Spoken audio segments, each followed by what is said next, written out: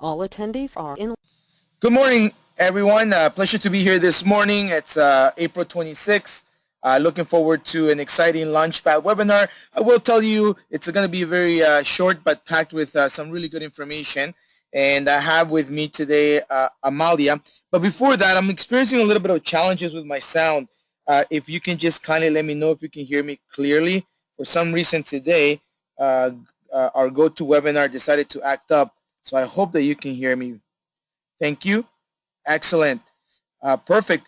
All right. So then I'm going to be sharing my screen. Here we go. Amalia. Yes, good morning, everyone. Thank you for joining us. Look forward to today's webinar. Excellent. So I guess to begin, then we're going to be talking a little bit of some of the news that are happening in the industry. Plus, I have a very interesting article slash topic of discussion, which are reasons, the top 9 reasons why Google suspends local listings. Now, you or your clients may have experienced in the past some issues with local listing suspensions on their My Google Business console or interface. So today we'll be talking a little bit about that, as well as we also have an interesting report by the IAB, which we will share some of the data that's coming out for 2015. To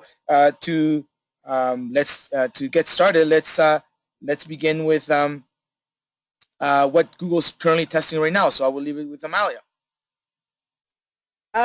Yes, so I want to share this article. Basically, they're saying Google's testing the purple ad label in Maps. The ad label matches the advertiser's purple pin on the map, so you'll notice that now. Basically, Google is testing a purple ad label in Maps that matches a purple pin, noting the location of the advertiser on the map itself. The purple pin distinguishes it from the red organic pins. So you'll find that now when you're obviously searching on Maps. Sorry, basically a representative at Paid Insights noticed the changes on map searches on mobile and desktop. For example, they did a screenshot of the Denver location, and they stated that it's not clear how long this test has been running. However, they realized that it was done about a week prior, only this time the color has changed. The screenshot was basically captured back on April 20th while looking into the news that Google is now placing ads in the local finder as well as Maps. One of the representatives stated that he's consistently seeing the purple label in Maps on desktop and Android, but they have not seen it on iOS. Google also began testing the green ad labels in the main search results a couple of weeks ago. It seems that the test appears to be running in most major markets at this point in time. Armando, did you want to add to that? No, I think just very clearly Google trying to determine between an ad-driven or a paid ad versus organic. But again, I mean, Google always does these types of tests, nothing to be weary about, but it just shows that, they're trying to determine, what's the best user experience. And as clearly shown here, you can see that all these red, for example, in this case for car rental, New York City or NYC, you can definitely see that these red results over here, these little dots, they belong to all these organic placements under Google Maps. However, this specific purple one for Hertz Rent a Car with the blue ad label, it belongs to this one over here. So it just gives you a little bit of an indication of what they're testing at this stage. The data, they haven't come up with any data or any final conclusions whether they're going to keep it or not. But just to let you know, that's what they're doing. Just one of the ways for them to be testing user experience as well as conversions, I would imagine. So that's what we have in store from Google. Excellent. The other piece of news that I wanted to share for those ICs, consultants that are very, very in tune with Google, there's going to be an actual live stream of their annual performance summit on May 24th at 9 a.m. Pacific time, 12 or noon Eastern time. And basically the annual live stream will be focusing a lot on AdWords and analytics news. Okay. It is worth attending if you enjoy learning new things, or you want to really be up to date to what's happening with the Google releases. And one of the things that Ridhar Ramaswamy, who is the Google Senior Vice President of Ads and Commerce, they highlighted that several advertiser requests, they're going to be focusing a lot this year on specific topics. One of them, obviously, mobile advertising and measurement will definitely be part of the discussion, as well as the ability for advertisers to reach more targeted audiences with universal app campaigns. So apart from just your your typical desktop advertising via Google or mobile, they're going to be talking a little bit about mobile apps or at least universal app campaigns. More bidding and creative control for mobile ads. I think this is very good. This is something that definitely will provide more value or ease of use, or even allow paid search managers to have more control on mobile advertising, as well as ways to integrate data from multiple sources in order to understand the customer journey across devices, channels, and contexts. So if you are someone that definitely enjoys learning and would like to attend, definitely you can register for the live stream. I have the URL there. If you give me a second, I'm going to paste it. Hopefully, I'm still confirming if anyone from our team will be attending, so that way we can definitely showcase some of the takeaways. And One of the things is that typically the day after, a few days after, we get a report on what was discussed, some of the things, and I mean there's other news or websites or SEO websites that provide a summary. But anyhow, if you want to hear live and you want to attend, definitely we recommend it. You don't have to be there for the whole live stream, but at least you can participate in some of it. So I pasted the form there so you can attend, and if you have any nuggets of information that you want to share with the webinar, for sure let us know, and we'll be more than glad to cover it at the following webinar after the live stream. So anyhow, I wanted to share this with you so you guys are in tune with what's happening in our industry. Excellent. So this is one of the reports that I was mentioning at the beginning, at the top of the webinar, which is a report by the IAB. Basically, they actually released some of the numbers, and Amalia has some of the information. I definitely will be sharing additional, but very interesting report that came out specifically when it comes to digital ad revenue. Amalia? Yes, so the IBA desktop and mobile paid search bring in roughly half of the 2015 digital ad revenue. That's basically the title of the article that I want to share with you. Basically, the combined value of the U.S. market last year was about 29.2 billion. Mobile search was worth nearly 9 billion, which is huge. The IAB released its quarter 4 and full year 2015 digital ad revenue report for the U.S. market. Online ad spending last year was worth nearly $60 billion, which represented more than 20% growth over 2014. You'll notice we added sort of a breakdown of the category, which you're going to see on one of the other pages that we have here. The desktop-based paid search brought in about 34% of total ad revenue, or roughly about 20.3 billion. This was down about 38% a year ago. However, real dollars grew by more than 1 billion over 2014. In regards to mobile ad revenue, was approximately 35% of the 2015 total, or about 20.8 billion, which is a 66% increase from 2014, which is about a total of 12.5 billion of the 2015 mobile total, which is about 43%, which was paid search. The combined value of the paid search on the desktop and in mobile was roughly 29.2 billion in 2015. Accordingly, the total search market represented approximately 49% of the total digital ad revenue in 2015. By comparison, the combined value of the desktop and mobile display, defined broadly to include video and other formats as well, was about 24.6 billion, or about which they would compare to 41% of total digital revenue, which I thought very interesting to share. So I know Armando wants to elaborate a little bit more about this, and I know we added some sort of graphs here as well for all of you to reference to. Armando, did you want to continue sharing that? Yes. Well, one of the key things that I want to mention is that this is a very legitimate report, and it's done Mm-hmm. by the Interactive Advertising Bureau, or IAB, and it's an annual report that they conduct and that they actually deliver or release, and it's actually conducted by PricewaterhouseCoopers. So it is pretty in depth, pretty legitimate, and definitely once I go through the numbers, I will be able to share some of the the link if you want the actual complete report. There is a shorter version on Search Engine Land, which the link is on the side of this slide. But we also added one for Marketing Land, and hopefully I'll be able to share a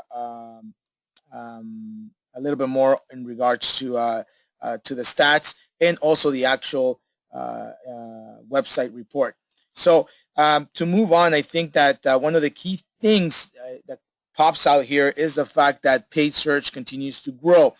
So although many of your clients, may want to just continue doing SEO or just social media, paid search is something that there's still a market for. It continues to grow, and as you can see, 43% or 8.9 billion was from paid search. So do not eliminate that or take that away from your recommendations when you're doing a proposal for your client, because there is the opportunity, right?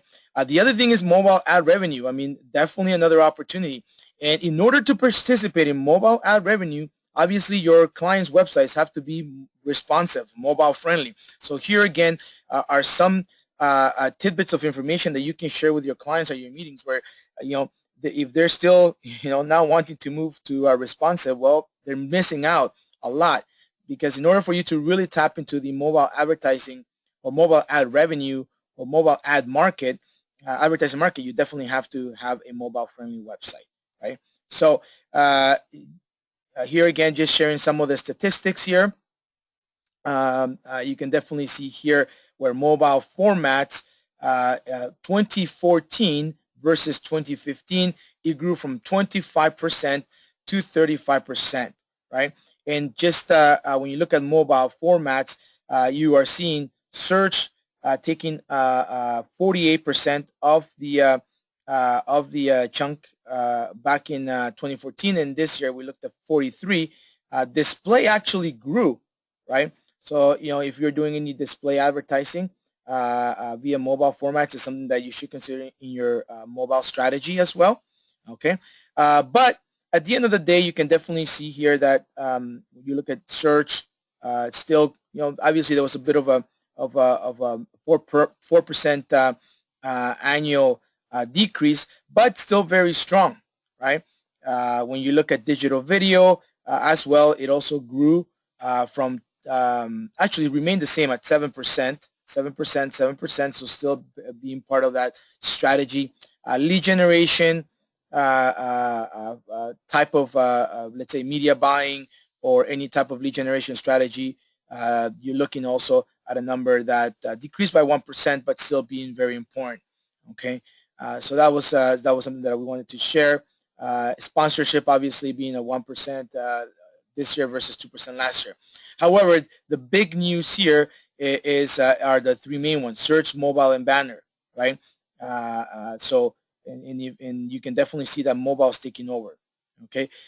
Overall, you can also see that the overall revenue report was from 49.5 billion in 2014 to 59.6 billion. So you're looking at a $10 billion increase year over year. Okay.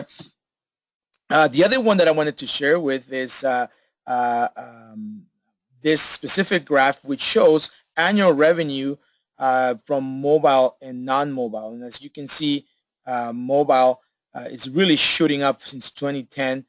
You can see that there's been a definitely growth since 2010 in this area, while non-mobile, you're starting to see a little bit of a lesser steep or uptick in the advertising, right? So definitely definitely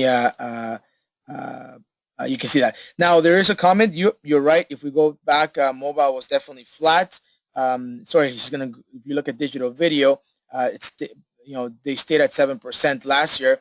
But having said that, I would still make that part of any strategy that you're doing if your client has the funds. So what you want to kind of take away from this specific is that this specific format is that, you know what, you want to be doing search and mobile advertising, paid search, mobile advertising as your primary sources of advertising, paid advertising. Then you start looking at the rest of the other opportunities.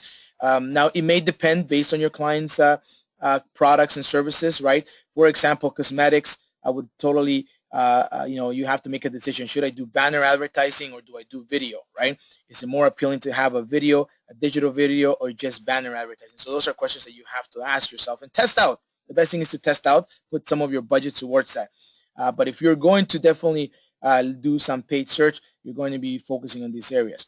I do have some news on social media in a little while, but kind of going back to this graph, you can definitely see the upwards trend really spiking for mobile-based advertising in the revenue that's generating, right? So definitely some good numbers that you can see here, and non-mobile, obviously, still there, growing at a slower pace, if you will. There's still growth, right? Doesn't mean that's not growing. It's just that, people are switching more to mobile, so therefore the trend is moving that way. The other one in regards to social media ad revenue. So this is in regards to paid social media. Okay, so spending on social media advertising increased from 7 to 10.9 billion. This includes ads on social network and in social gaming websites and apps across devices. So you can definitely see that this is also an area where, depending on the product and the service, you should take a look at. It shouldn't be your primary vehicle or medium of advertising or tactic, but definitely have a look at it. You should consider it specifically, depending on the product or service that your clients are offering. Social media revenues jumped significantly in the second half. So the second half of 2015, that's when the big jump took place. And from 2012 to 2015, social media advertising has experienced 55% CAGR, compounded annual growth rate, and accounted for roughly 80% of all internet ad spend in the U.S. last year, up from 14% in 2014. So again, this would include anything to do with Facebook advertising, LinkedIn, Twitter, YouTube, any part of the social network advertising. This is where you could definitely have that. Now, just to leave you a little bit from David Silverman, who's a partner at PwC, PricewaterhouseCoopers US. He talked about 20 years later, right, since the dawn of the internet, if you will, or at least the dawn of internet advertising, we still see double-digit growth rates, including 20% in 2015. Three key disruptive trends: mobile, social, and programmatic. They continue to fuel this exceptional rate of growth. We still here at ALM haven't really talked a lot about programmatic, and this is something that I'll probably be sharing with you more information in the coming weeks. I know that WSI has teamed up with, I believe the name of the company is Centro, and they're definitely a great company that could add some value there. So hopefully if we can have them in the webinar, I'll let you know, but I'll try to bring you some information in regards to programmatic, which is something that is growing. Again, depending on your client's budgets, depending on your client's needs and requirements, programmatic doesn't necessarily mean you have to do this type of advertising first. I mean, you kind of want to keep your focus on paid SEO, social media, etc. But it is an option as well. So as you can see, David Silverman does talk about the three key disruptive trends: mobile, social, and programmatic. And the other little bit of note that you can share with your clients who are potentially still doing a lot of TV advertising or still need to be educated, this is a great stat. In 2013, internet ad revenues exceed that of broadcast television for the first time, after surpassing cable television ad revenues in 2011. In 2015, digital continued to gain share, closing in on the total spend on all television spend, meaning broadcast and cable. So again, more proof points in regards to those clients that are still, on the fence in regards to actually advertising actually paid advertising online. So I wanted to share that with you. Give me a quick second. I'm actually going to be also sharing with you the actual website, so that way you can definitely have a look at it. I would recommend specifically for your presentations. You can definitely there we go. Oops, I think I sent it on the wrong one. Sorry. Here we go. I just added a link, and give me a quick second. I'm going to share the screen. So here is it's a very reputable source, and you can actually go back and look at the different years what they've done. So definitely would have you take a look at it, and they even have a webinar on it. But it was released on April 21st. Have a review, and if you have any questions, definitely feel free to share them with us. But it's a very, very good comprehensive report that they've shared with us. Excellent. Moving along, it's a very important topic that I also wanted to share, and it's the whole concept of near me, right? So one of the things that we're learning more is about nearby and near me searches. And this specific article talks about why near me is critically important for multi-location businesses. Okay, now definitely important for single location businesses, and you should work with your SEO team to strategize on the perhaps even having a near me strategy or near me best practices or nearby best practices. But if you have a client that has more than one location, here's one of the things that you should definitely be keeping an eye on, and definitely participate actively with your supplier or in-house SEO team to make sure that your clients, whether they're single unit or multiple location, are really reviewing this and taking into consideration the overall SEO strategy. According to Google last May, they noted that near me searches doubled in 2015, and I would imagine that this May that's coming and the next month, Google will probably release a similar stat where probably the trend is definitely continues to move forward, continue to move up with an upward trend. Now, in this specific article by Search Engine Land, the author talks about the multi-location search challenge, and definitely it can be a challenge, specifically if your client is very demanding or client has high expectations. Let's just take this one, the high expectations one. One of the important things that you should do is educate your client that having more than one location listed on the first page of Google is quite rare. Achievable, but very, very rare. Specifically, if if all the specific, let's say it's a chain of pizzas in a city, and there's about 5 different or 10 different pizza locations, or let's say it's a a haircutter or hairdresser, and they have 5, 6, 7 locations. For them to all appear on Google first page for a specific city, it is very rare. It's very challenging. So near me searches are becoming more and more popular because on the go searchers often want to find a business, store, or office located as close as possible to their current location. This is especially true for searchers who are in a new place where they may not be 100% familiar with their surroundings. The fact is, Google may be able to determine a search's exact location and provide results to the closest business. But for general city plus pizza delivery search, it's also quite possible that Google will surface the results it believes are most relevant to the city name without regard to the searcher's exact location, specifically when it comes to mobile, right? So this is why one of the things that we are really focusing on at ALM for the past months and working with ICs to educate their clients is that you really want to optimize one geo-target and one keyword per page, or that should be the strategy. The strategy is no longer where you can have 2 keywords plus 5 locations, right? You definitely want to hone in into a 1-to-1 to 1 ratio. So one city, one page, one location. Sorry, let me repeat that. One keyword, one page, one location, or one geo target, right? So the key thing here is to definitely be able to take advantage of near me. Now, how does that come into play? Well, if that same customer were to search for pizza delivery near me, they might have found a more relevant, closer store at the top of the search results if indeed they're closest to that specific search result, right? So businesses with multiple locations in a city will likely benefit from near me searches as they have a greater chance of ranking for nearby customers than with a more general search query. Why? Because obviously, you know what, there's more entries, right? There's more entries on the that are indexed on the search engine result pages. As long as obviously that you have the very well-rounded near me strategy, right?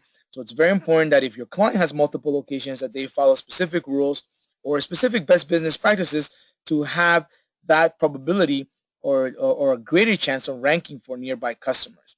Okay, so let's get to the actual meat and potatoes of this of these near me searches. So how do you optimize? A lot of these best business practices are things that we're already doing when it comes to NAP, right? And having very, very specific local search engine optimization, right? Local SEO. So the author talks a little bit about the fact that when a near me search is conducted, Google's algorithm increases the importance of distance from the search's location. It is much debated if marketers can influence near me search results, but here are a few solid search marketing strategies that might help.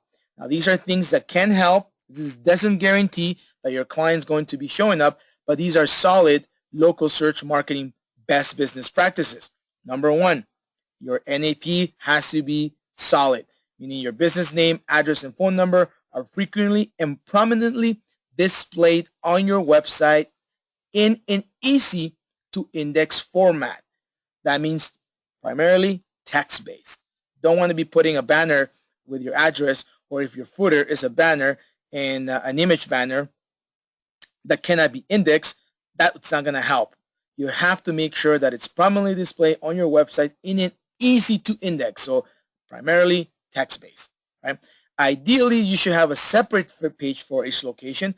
Very, very recommended. We've seen that with our multi-location SEO strategies, where you definitely want to have a separate page for each location, individual content on those locations. Obviously, you're going to have your client's business offers the same services, but you want to have a very, very unique introduction and probably an end to that page in regards to content, right? So you should have a separate page for each location, but the addresses of all your locations should at least appear somewhere on your site, okay?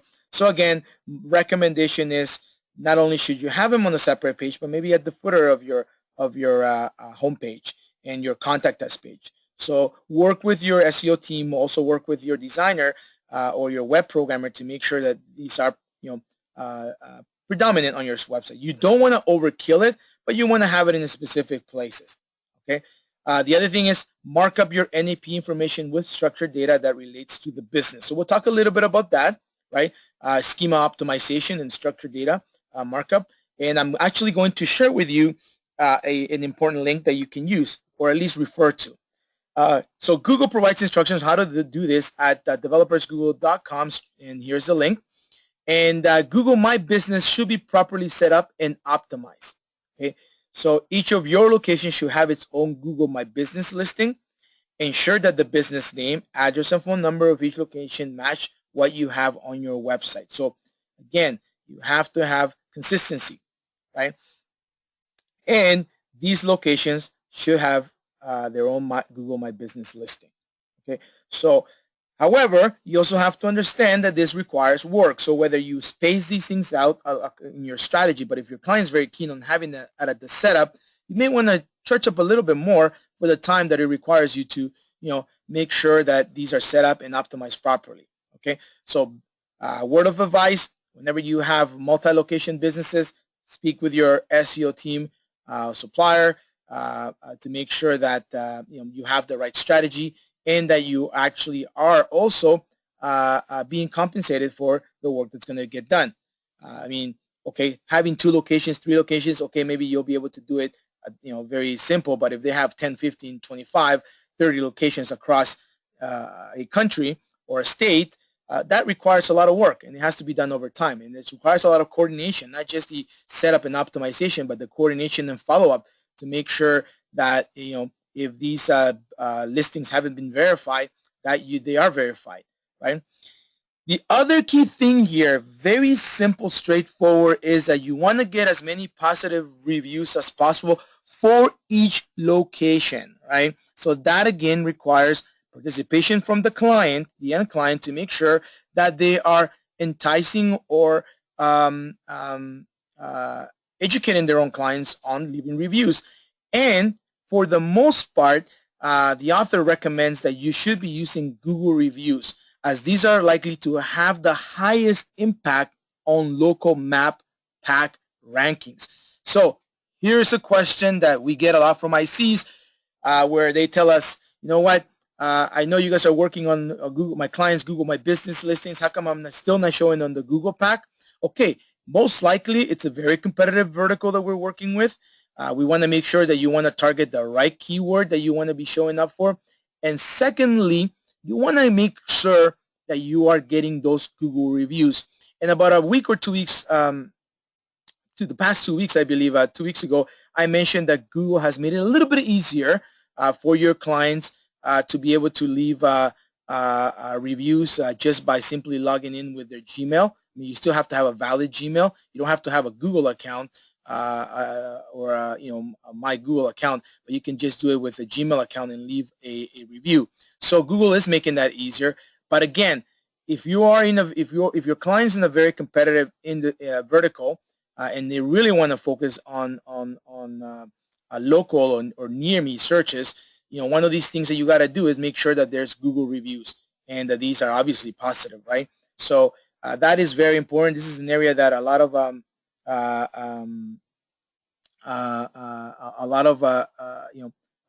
we get a lot of these questions in regards to multi-locations that are, or even single locations that are not showing up. A, there's a lot of competition. B, we got to optimize for a specific keyword that the client that makes sense, not what the client wants, but it makes sense. And C, you want to have these reviews. A good question from Mark. When the client store hours are listed for each season, do I need to change the structure schema every season, or do I put all seasons in the schema permanently? I believe that you can definitely put all seasons in the schema permanently. However, I think the best practice would be to change the structure schema every season. The reason is because, you know what, information gets lost, people forget, so it's better to set a reminder to do it every season if indeed that changes. But it is a best business practice, right, to make sure that your client store locations are listed for each season. Okay, so Mark, I will definitely take your question back to the team, and I will have Amalia reach out to you, and if I get a very, very solid answer, I will share with the team. But from my understanding is, yeah, you can put it permanently, but you know what? People forget. People forget, and it's better to set up a system or a reminder system where you're doing it every season, because you know what? Maybe last year's fall hours are not, or let's say last year's Christmas season hours are not the same as this year. So it's better to do it every season, right? But very good question.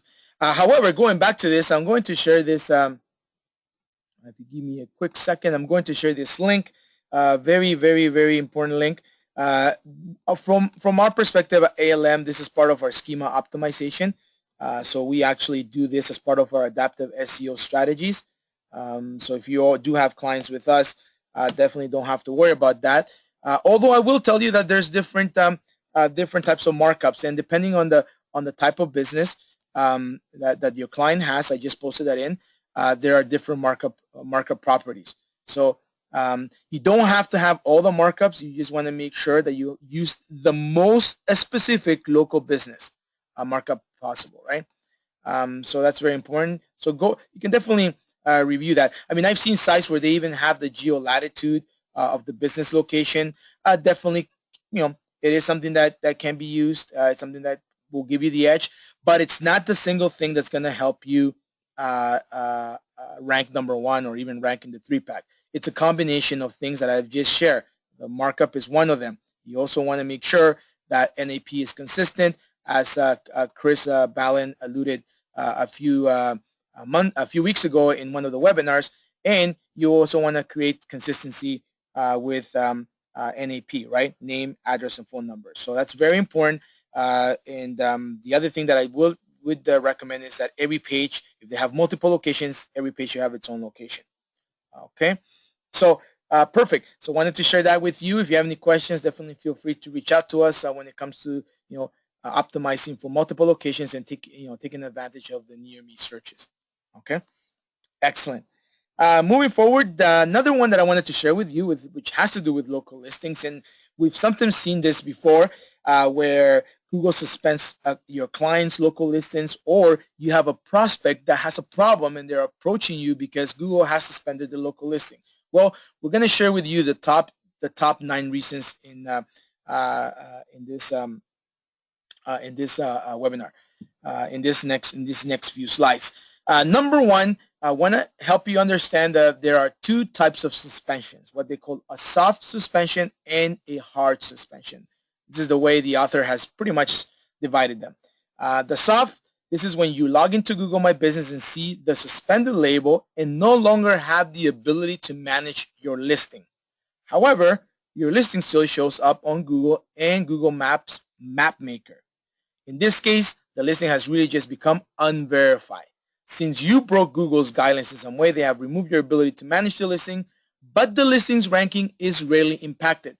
As a matter of fact, the author gave an example of one of their clients. I believe they were a plumber or a locksmith that got penalized with a soft suspension, and even though they had the suspension label and no longer were able to manage the listing, it didn't impact the rankings. They were still showing up. However, they had no control over it, right? To fix this type of suspension, all you need to do is create a new Google account, re-verify the listing, and stop breaking the rules. As a matter of fact, I have at the bottom here a link to those Google guidelines of the best business practices on not breaking the rules, right? Following the process and following the system that works, or at least the guidelines. Now, this soft suspension is a little bit like a slap in your hand, right? So if you're doing a little bit of wishy-washy optimization on Google My Business, cheating a little bit here and there, having some inconsistencies and so on, well, Google's going to give you a bit of a slap in your hand, and it's a soft suspension. The one that you have to be wary about is the hard suspension.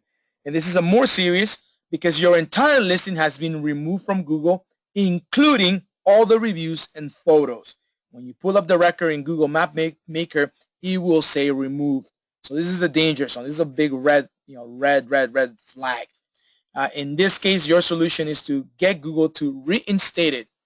However, the chances of that are slim because this generally only happens when Google has decided the business listing is not eligible to be on Google Maps.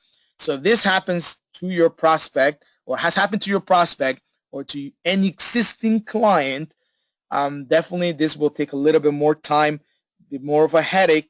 You have to create a business case so Google can reinstate it. As a matter of fact, I've added both links here, so I will share them with you. One of them is just the form. The second one, the reinstatement, is just the form. The first one is the Google guidelines. And I mean, with these guidelines in place, there shouldn't be a reason why your clients should be penalized if everything is done properly, right? So make sure that you have a review of them, because at least you, as a consultant, want to be able to know what these are, right? I'm just going to pull them up here, some of the guidelines. So, I mean, very easy to read documentation that you can definitely read. You don't have to be a master at it. I mean, you don't have to memorize everything, but have a look at it. And if your client is doing something, because sometimes clients end up doing things without your permission or with your approval or you being aware, well, you want to make sure that, what, if something has happened, well, you can always relate to this or give them some guidance. So eligible businesses, it talks about in order to qualify for a Google Plus page, a business must make in-person contact with customers during its stated hours, right? So here are the exceptions. ATMs, video rental kiosks, express mail drop boxes are permitted. If you add these locations, you must include contact information for customers to get help. Okay, ineligible businesses, the following businesses aren't eligible for a local page. Businesses that are under construction or that have not yet opened to the public. So if your client is eager to get that Google My Business and wants to do some of the groundwork, nope, can't do it until it's really open for business. Rental or for sale properties such as vacation homes, model homes, or vacant apartments. Sales or leasing offices, however, are eligible for verification. Now-going service class or meeting at a location that you don't own or have the authority to represent, please coordinate with your host to have your information displayed on the page for their business within their introduction field. So again, I'm also going to be sharing the community URL so you can get some additional help there. But have a look at this link. Spend the time. Again, you don't have to be a master of it, but at least have a sense of what these guidelines are. So you can pass these on to your clients. Specifically, if you know that your clients have, you see, sometimes clients know a little bit of SEO or optimization, and they go off and do their own thing, and they can create bigger problems for themselves. But again, I would definitely recommend you have a look at this. You should be aware of this. Okay. Moving on. Okay, so I've shared this. I've shared the two types of suspensions, right? So let's go now into the 9 reasons why Google suspends local listings. Number 1, this is happens on your Google My Business profile. So number 1, your website field contains a forwarding URL. Google was able to publicly confirm that it was because the website URL the business was using in Google My Business was actually a vanity URL that forwarded to a different domain name. So what happens here is that the author gave an example of one of his clients that got punished because they were using a vanity URL on the Google My Business profile page under the website field. So as you're filling out the specific form on the profile page, there's a field for a website field. In that field, do not use a vanity URL or a forwarding URL. Use the proper URL, right? Use the primary URL of the business. As per the guidelines, do not provide phone numbers or URLs that redirect or refer users to landing pages. So if you're trying to test something out and you want to test the client's landing page to drive traffic to that landing page from Google Places, or you want that landing page to be optimized or to be part of the 3-pack, nope, it's a no-no. You got to use the specific website URL. Okay. Now this often results in a self-suspension if you're caught. So again, want to avoid having those headaches. Number 2, you are adding extra keywords to your business name field. So this is for those SEOs or those people that like to over-optimize, right? So as per the guidelines, adding unnecessary information to your name. So this is in the field, in the name field. Example, Google Inc. Mountain View Corporate Headquarters. As you can see here, they're trying to type in some additional geo-target keywords, right? Instead of just Google, you're now over-optimizing. By including marketing taglines, store codes, special characters, hours or close open status, phone numbers, website URLs, service, product information, location address, or containers, this is not permitted. Okay, so only focus on the name of the business. Do not overdo it. It has to be the legitimate business name. Again, only results in a self-suspension. Okay, because the business is still eligible to be on Google Maps, but just has a different real name. So bottom line, use the real name. This is also very important when you're starting an SEO campaign, and the team may provide you, any team. I mean, I know that the ALM team, well, we provide you with an SEO questionnaire, and we ask you for the proper business name, the official business name. Want to make sure that you have that. If it's limited, Inc., whatever the full name, we need that name because this is the one that we're going to be verifying and optimizing for. So very important. Otherwise, we can run the risk of having a self-suspension if we're using the wrong name, right? So that's very important. Do we use the legal name but the brand name? No, you want to use the legal name. I think that this is this was just an example of Google Inc. Being added. I would always recommend that you always use the actual legal name. Again, as you're going through the process of working with your SEO team, make sure that you confirm that, but that's the rule of thumb. Number 3, you're a service area business that didn't hide your address. So according to Google's guidelines on service area businesses, you should only show your address if customers show up at your business address. Whenever I've seen this, it was a harsh suspension since the listing was not eligible to show up on Google Maps based on the map maker guidelines. Very important for a business owner of a service area business to verify their listings since Google My Business allows them, but Map Maker does not. This means that any non-verified listing that appears on Google Maps for a service area business can get removed and the reviews and photos will disappear along with it. So this is more of a hard suspension. So make sure that you follow these guidelines properly. Number 4, you have multiple verified listings for the same business. This is an issue, and this sometimes happens, and it happens without your knowledge, and maybe your client's going out there and doing multiple listings, or all of a sudden, you find 3 or 4 listings out there. Well, according to the guidelines, do not create more than 1 page for each location of your business, either in a single account or multiple accounts. Google will often suspend both listings, the real one and the duplicate one you created, but will unverify the legit one and remove the duplicate. So again, very important that you have a strategy, a little bit of a strategy behind it. You got to plan it out with your client if they have multiple locations, and you want to definitely have multiple verified listings, right? Make sure that it's very well coordinated, because otherwise the real or even the duplicate one will get both suspended. Okay, so very, very important. This is specifically for multiple locations. Number 5, your business type is sensitive or not allowed on Google+. Again, the author gives an example of a recently Google suspended a gun shop and claimed the business type is not allowed on Google+. Since every verified listing is automatically on Google+, the only option is for them is to have an unverified listing on Google Maps. So in this case, if it's not allowed on Google+ or deemed as a sensitive business type, the only thing that you can have is an unverified listing. You can't get a verified listing. So, according to Google Plus guidelines, regulated goods are allowed if they set a geographic, and age restriction. So in this case, if you want to really, push for them to have a claimed or a verified listing, you're probably going to have to connect with Google themselves, or the Google support or Google forum, to try to get some feedback there. Because other than that, right now, the jury's still out there. Number 6, you create a listing at a virtual office or mailbox. If your business rents a temporary virtual office at a different address from your primary business, do not create a page for that location unless it is staffed during your normal business hours.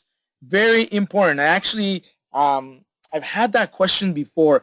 We've been working with a client here in Toronto that because Toronto's made up of different bureaus and the Greater Toronto area, there is a city outside of Toronto, or a bureau, if you will, where the client actually moved their location, and as a result, their Toronto listings, or the Toronto geo-targeted listings, started dropping. So what they had asked us if they could actually rent a virtual office or have a mailbox in order to still, in Toronto, right? Because they were just outside of Toronto, a city called Richmond Hill, and that's where their actual address is, and they have a location. So they were no longer showing in Toronto. And they asked us if, by having a virtual office or a mailbox, they could get the benefit of Toronto geo-target. No, that was a big no-no.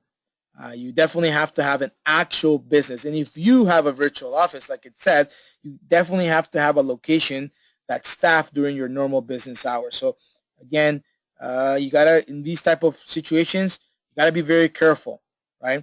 If Google catches them or someone reports it, the listing will get removed. Hard suspension. So you want to make sure that you stay away from virtual offices. If your client's trying to insinuate or get you to do that, it's a big no-no. Don't do virtual office mailboxes. Or PO boxes. It's a no-no. Number 7, you create a listing for an online business without a physical storefront. The first rule for eligible business is that they must make in-person contact with customers. Since online businesses don't do this, so here we're talking about an e-commerce site, and or an online business where the person works out of their house and they sell stuff out of their house, or they have an e-commerce business. In this case, since online businesses don't actually have in-person contact with customers, most likely you're not going to get it.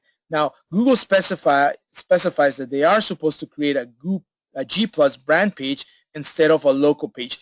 There is a bit of an alternative. It's not the most efficient, because by having a G Plus brand page, they will not rank in the 3-pack or on Google Maps, because it's not a real brick and mortar business or a physical storefront. It's an online business, so therefore there's no real reason for a local page, right? So again, if they are caught doing this, they're going to suffer a hard suspension. Number 8, you run a service or class that operates in a building that you don't own.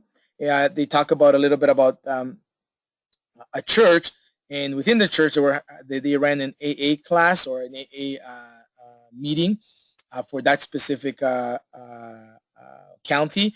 And basically in this case, according to the guidelines, if you're going to have some sort of a business within a larger business or a building, you know what, you may be ineligible, right? And then ineligible business include an ongoing service, class, or meeting at a location that you don't own or have the authority to represent. Number 9, you didn't do anything wrong, but the industry you're in is cluttered with spam, so the spam filters are tighter. So example with locksmiths, this is an example where they've run into several legitimate locksmiths who have had their license suspended as hard suspensions. This is a very important one, specifically if your client, you have to take this one into consideration, where your client for XYZ reason wakes up one morning and doesn't have or sees his Google page, local page suspended. Hey, listen, it could be the idea that for some reason, Google made a mistake, right? So in this case, they suggest that you post on Google My Business Forum so a top contributor can escalate the case to Google. So here's a resource that you can have, and I'm going to share it with you just to end this webinar. If you have any questions, I actually went to the forum, and they have some really good contributors there, and definitely we recommend that keep this link in your arsenal of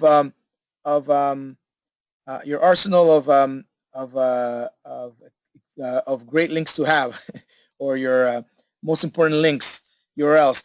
You can see here, this is the community, and definitely you have, in order to get answers, by the way, you have to be logged on with your Gmail account. Otherwise, you're not going to be able to access it, and you actually can complete a community registration, and they talk about news and updates from the community, basics for business owners, verification. So if you're running into problems, feel free to not only connect with your SEO team, but also look through here, right? They talk about ownership conflicts, verification, spam and policy, enhance your presence, take your business to the next level, businesses with 10 plus locations. So it gives you a lot of different recommendations. And the cool thing about this community is you have discussion categories, recent topics, and top members. So I know Mike is a great SEO authority. So Mike Blumenthal. They do have some other ones that are definitely you can keep adding. I think you can keep adding all the different posts. Oops, sorry. The different contributors. So what? If you have any issues, you can definitely leverage from the top members and be able to get some additional feedback from them as well. So having said that, definitely have this in your pocket. Be able to review it, and gives you a lot of different best business practices on claiming your Google My Business, including how do I claim, manage, and verify franchisee information. So definitely one that I would recommend. Excellent. Hope you enjoy this. I do have a few questions. One of the questions is, when a business location has closed, should I claim the listing and then report it's closed, or not claim it and just report it closed? Mark, I don't have the answer to that question, but I will definitely follow up with you on that one. I'll have Amalia follow up with you on that one. But to everyone that's on the line today, thank you for being with us. Next week, we'll have another exciting webinar, as well as we'll be bringing on board our new VP of Channel Development, who will be focusing on sales. Her name is Mirella Cullinan. Definitely brings a lot of information from a sales perspective. So we're going to have a little bit of a sales corner, best business practices next week. To all, have yourself a great week, and thank you for being part of our webinar. If you have any questions, feel free to reach out to us. Take care. Bye-bye.